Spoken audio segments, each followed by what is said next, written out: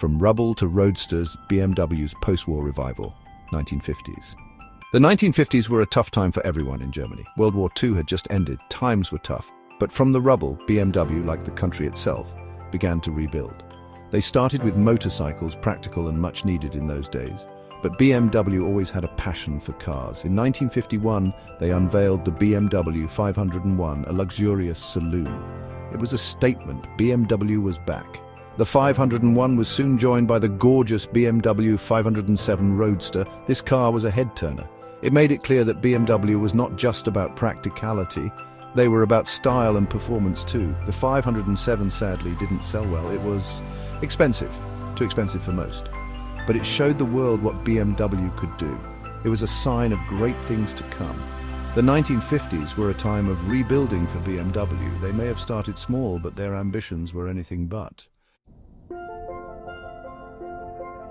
Defining performance, the birth of icons, 1960s. The 1960s were a time of change, a time of revolution, and BMW was right there in the thick of it.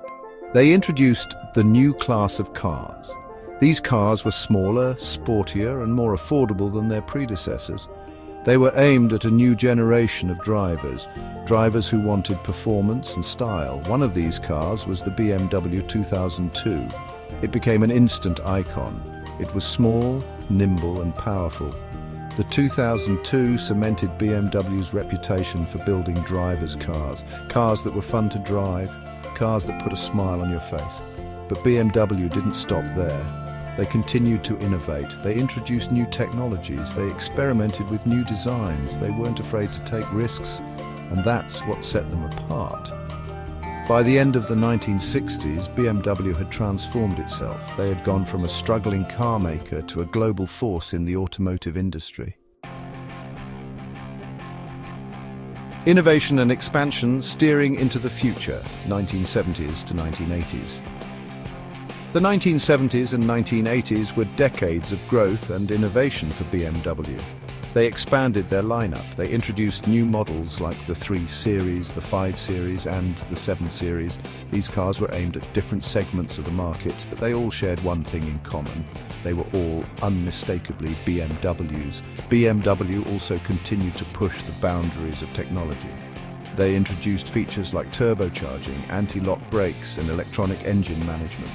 These features improved performance, handling, and safety. They set new standards for the entire industry. And they helped to solidify BMW's reputation as a technological leader. But perhaps the most significant development of this era was the launch of BMW MM, stood for Motorsport. And it represented the pinnacle of BMW performance. M cars were designed to be driven hard. They were built for the track. But they were also perfectly at home on the road. The M division would go on to create some of the most iconic and desirable sports cars of all time. Driving into tomorrow's sustainability and beyond, 1990s to 2025. As the 20th century drew to a close, BMW, like all car makers, faced new challenges. Climate change and sustainability were becoming increasingly important. BMW rose to the challenge. They invested heavily in research and development. They explored new technologies like hybrid and electric powertrains. The result was the BMW Xi'an sub-brand launched in the 2010 S. The i3, a quirky electric city car, and the i8, a plug-in hybrid sports car, showcased BMW's commitment to sustainable mobility. These cars weren't just good for the environment, they were also great to drive.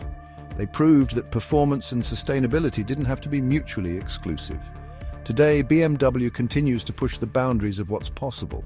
They are investing heavily in electric and autonomous driving technologies.